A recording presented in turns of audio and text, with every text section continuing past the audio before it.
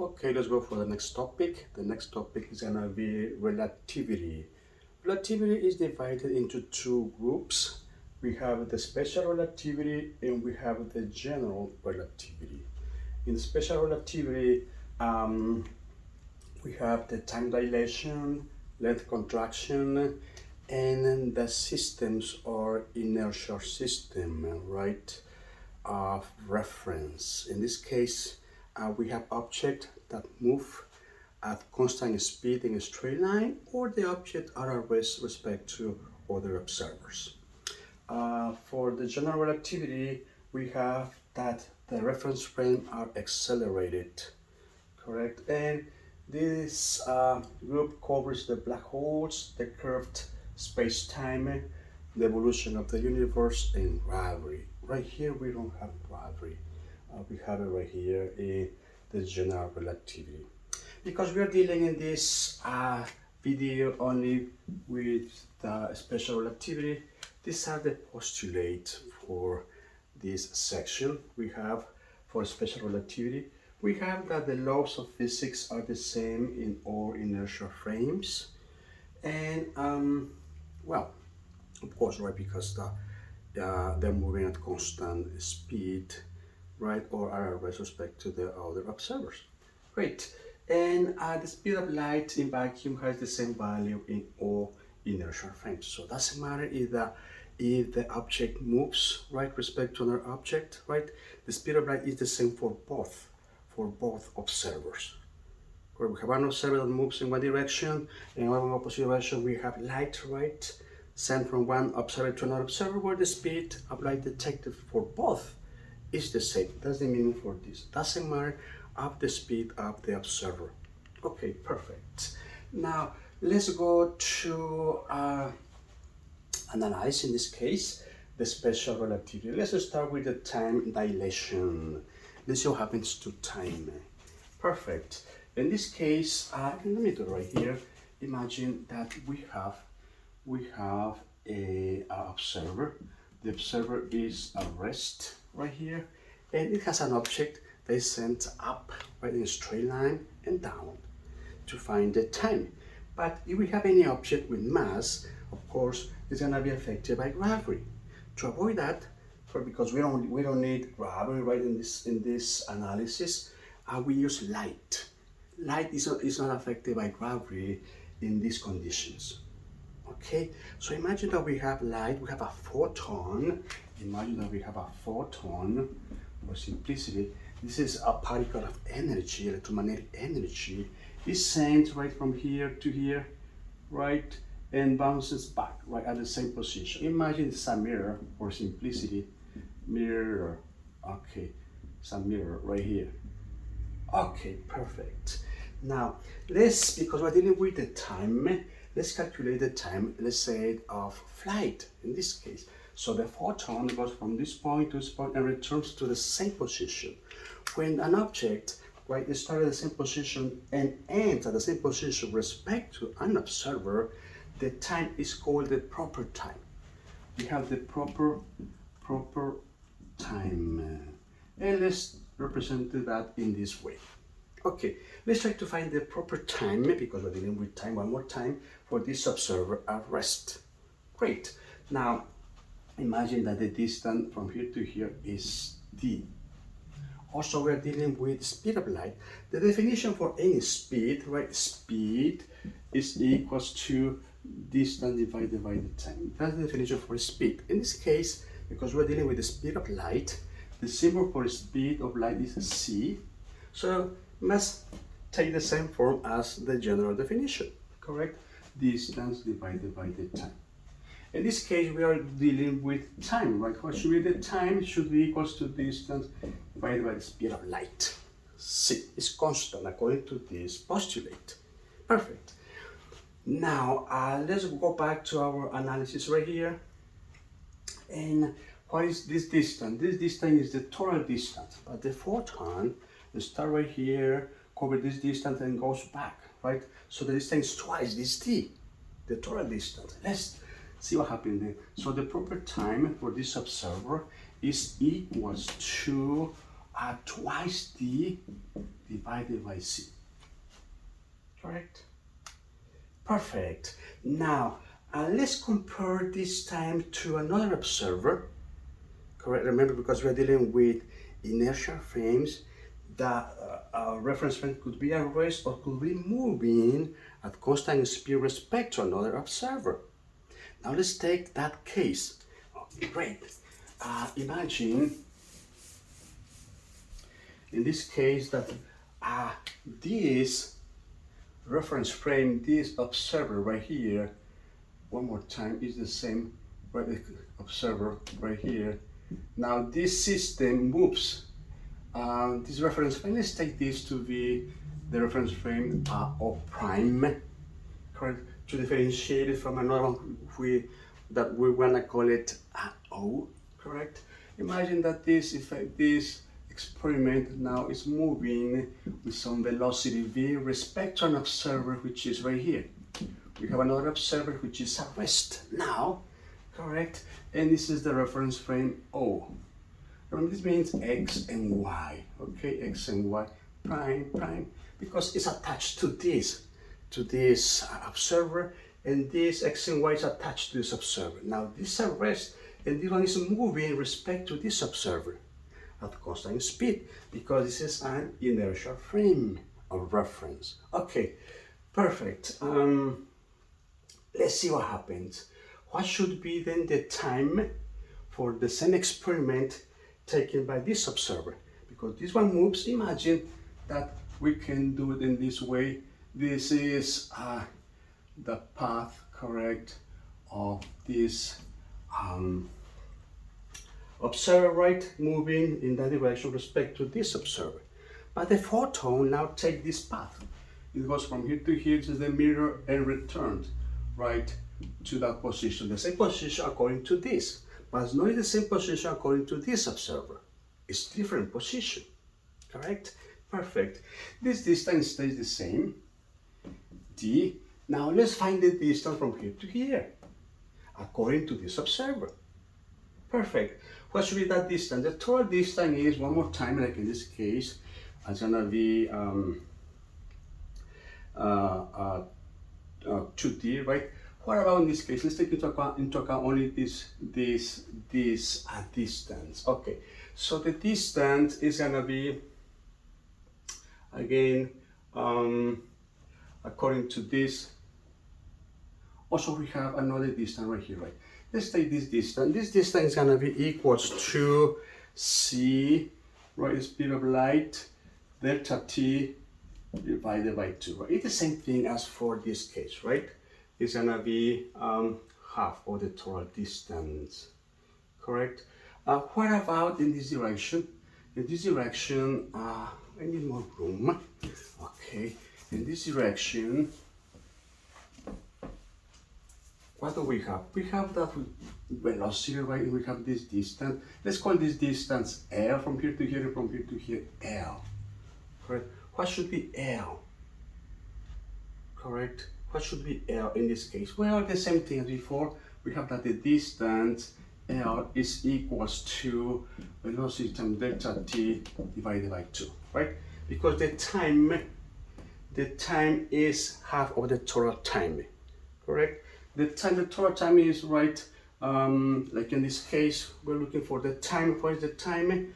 What is the total distance? This distance, right, and this distance, correct, divided by the speed of light, correct? In this case, we're looking for the distance, and the distance is gonna be the total time divided by 2, because it's half of the distance. It's half of the distance, half of the distance, correct? Okay, perfect. Now, what do we have then? Well, we have this side, which is v delta t divided by 2. Now we're dealing with distances only, correct? Perfect. In this case, we have a triangle. Let's try to work with this triangle using the Pythagorean theorem. And what do we have? We have the c delta t divided by 2 squared is equals to v delta t divided by 2 square plus d square. Correct? Perfect. Now, what happens when we work with these two quantities? Well, we have that this is equals to, also remember we're looking for a delta t, correct? Because we're dealing with time dilation. Let's find the time for this observer. Great. So what do we have? We have c delta t divided by 2 square minus v delta t divided by 2 square is equals to d square. Perfect. Now let's continue this one. We have c squared delta t squared divided by 4 minus v squared delta t squared divided by 4 is equals to d squared. Let's factor delta t, right? So delta t squared times c squared divided by 4 minus v squared divided by 4 is equals to d squared. Correct? Perfect. So let's solve for delta t. The square is equals to, it's gonna be equals to 4d squared divided by c squared minus v squared. Correct? Perfect. Now, what should be then delta t? Okay, delta t is equals to 2d squared dA. Correct. Look, we take the square root. Remember, it's the square root for this side and for that side. Okay, it's gonna be delta t equals to twice d divided by square root of c squared plus v squared. Because we want to go back something like this, to use something like this part, let's arrange in this way. Let's arrange this part in this way. And we have that delta t is equals to 2d divided by c square root of 1 minus v squared over c squared. But 2d over c is just this part right here. Is the proper time. So this is equals to the proper time divided by square root 1 minus v squared over c squared. Correct? And this is the time dilation, the relativistic time dilation. So the relativistic time dilation is equals to the proper time divided by square root of 1 minus v squared over c squared. Correct? Perfect. Now let's go back to the special relativity and treat the other part, which is the length contraction. Okay, let's go to the length contraction. Yes, let's do it. Length contraction. To do that, imagine one more time we have two observers. Imagine now that we have two observers, one is moving. We have this card, imagine right here. This is the card, right? We have this card moving at this velocity. We have right here an observer. We have another observer right here, correct? And it moves from this point to this point. This observer is point A and point B. And the length according to this observer, which is a rest, right? This is L naught. Correct? Perfect.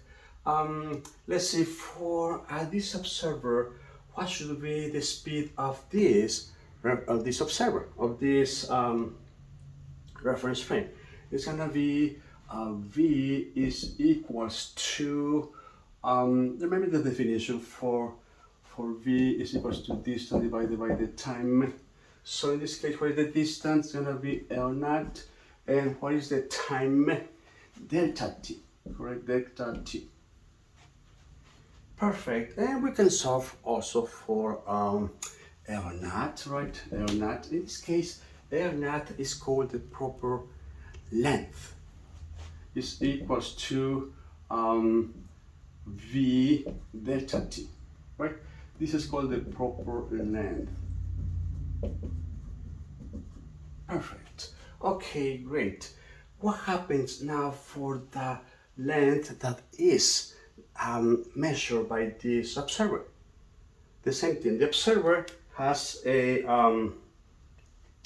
the velocity, correct, and also has the proper time, right? So in this case, what should be the length covered by this observer? It's gonna be a different length. Let's call it L. So L is equals to, in this case, it's gonna be equals to V by the same speed times delta T naught. The time of this observer is now, as before, right, the proper time. But the length is gonna be different. The length measured by this observer is gonna be different from this observer, which is always outside. Great. Now, let's see what happens. Let's continue on this part. So we have that L is equals to V delta T naught. But from the beginning, we know that this is the relativistic time and the proper time related. So this equals to V times what? Times, let's solve for delta T naught. It's gonna be delta T times the square root of 1 minus V squared over C squared. But what is this? This part is just this part right here, correct? It is equals to L naught. So this is equals to L naught, which is the proper length, times the square root 1 minus V squared over C squared. And this is the length contraction, correct? And that's the formula for the length contraction is equals to L naught, the proper time, times the square root of 1 minus V squared over C squared. Correct? Great. Now, let's see what happens when we are dealing with momentum. Let's go to momentum. When we're dealing with momentum, we know the definition of momentum, right? The definition of momentum. The definition of momentum is momentum equals to mass times speed, right? But now imagine that we have a system, a reference frame, right, with his or her proper, the observer with his or her proper time, right? So in this case, momentum is equals to this mass in the proper time, change in position, right, respect to time. Because we're dealing with the proper time, correct, we just represented that in that way. Which is also the proper length. But in this case, it's easier if we start with the proper time in this analysis. For an observer that is at rest, right? We have an effect, an experiment right here. Everything is at rest, so we have the proper time and we have the mass. Later we're gonna see this is the rest mass. Okay, perfect. And then what do we have? Well, we have momentum is equals to mass, correct, m naught, times this displacement or distance divided by again the proper time. From here we can solve for the proper time, and this is equals to delta t, the square root of 1 minus v squared over c squared. But what is this? This is just the velocity according to an observer outside, right, of this experiment right here. Correct? Perfect. So gonna be momentum is equals to m naught velocity, right, or speed divided by square root 1 minus v squared over c squared. Correct? And this is the relativistic momentum. Also, we can represent this one right here. It's gonna be m naught v over square root 1 minus v squared over c squared. Also, we can represent the relativistic mass equals to m naught over the square root 1 minus v squared over c squared. So this momentum takes this form. Is gonna be the, again, regular definition for momentum, but in this case this is the relativistic mass, right, which is coming in this way times the velocity. Perfect. Now let's go to energy. Energy. One more time, this m naught is called the rest mass. Okay, great. Now let's go to energy. Let's go to energy and see what happens. Perfect. Let's see what happens when we have energy. One more time, let's start with this condition. Relativistic mass is equals to m naught over square root of 1 minus v squared over c squared. It's found from higher levels, right, that 1 over square root 1 minus v squared over c squared is about 1 plus 1/2 v squared over c squared. Let's use that condition right here, and what do we have? We have the mass is equals to m naught times, what is about, right, times 1 plus v squared over twice c squared. Correct? Now let's arrange this in this way. Well, we can multiply these quantities, correct? So it's gonna be m. Let me continue right here, maybe it's better. Okay, so this is equals to m naught plus m naught v squared over twice c squared. Okay, now let's arrange in this way. M minus m naught, right, or rest mass is equals to naught v squared over twice c squared. Now let's multiply everything by c squared, and what do we have? We have this is m c squared minus m naught c squared equals to the rest mass c squared divided by 2. But what is this? This is the kinetic energy, right? This is kinetic energy. Okay, so we have then that the kinetic energy is equals to kinetic energy is equals to m c squared, correct? This m is this m, right, relativistic mass, minus m naught, right, c squared. Also, we can represent this as energies. We could call this the total energy, correct? Or the total relativistic energy minus the inert. Now this is called the rest energy, correct? And also it's called the mass energy equivalence, correct?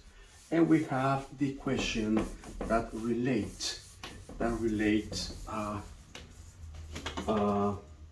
energy, right? So we have kinetic energy is equals to this quantity, where again this is the energy at rest, right? M naught c squared.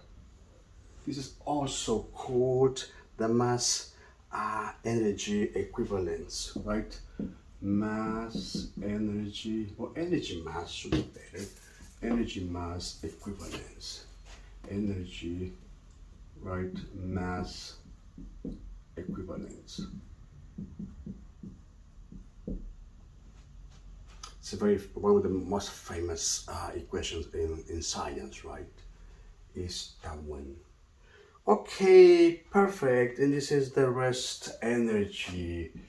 Rest energy. Correct? Perfect. Now, remember this energy, this E, one more time, the total relativistic energy is equals to m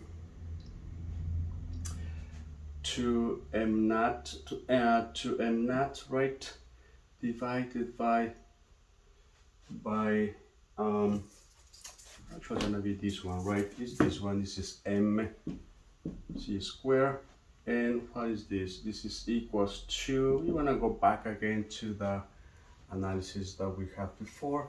It's equals to m naught by c squared divided by square root 1 minus b squared over c squared.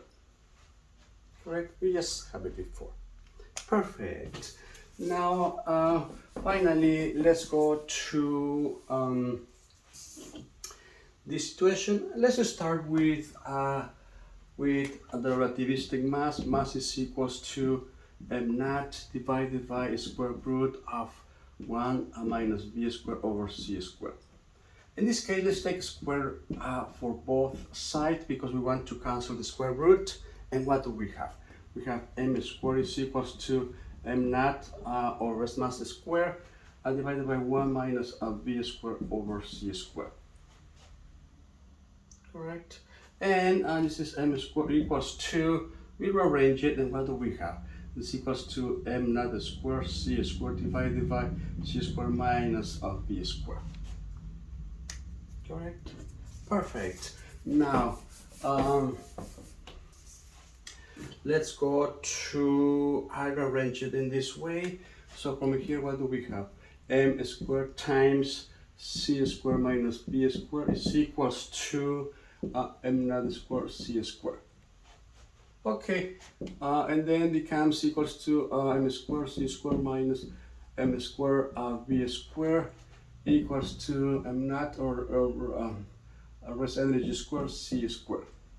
Now let's multiply by c. Multiply by c squared. And then what do we have? This is equals to m squared c to the fourth minus m squared b to the square c squared, correct? Equals to m naught squared c to the fourth. Correct? Perfect. Now let's rearrange in this way. It's gonna be m squared c squared, correct, times c squared, this one, minus m squared actually it's gonna be like this. Look, it's gonna be m c squared, correct?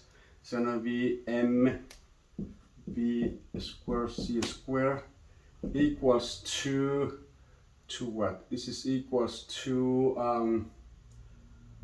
m naught c squared c squared. Correct? Perfect. And then what do we have? This is equals to what? This is equals to, actually, look, to be better, okay, this is gonna be square, correct?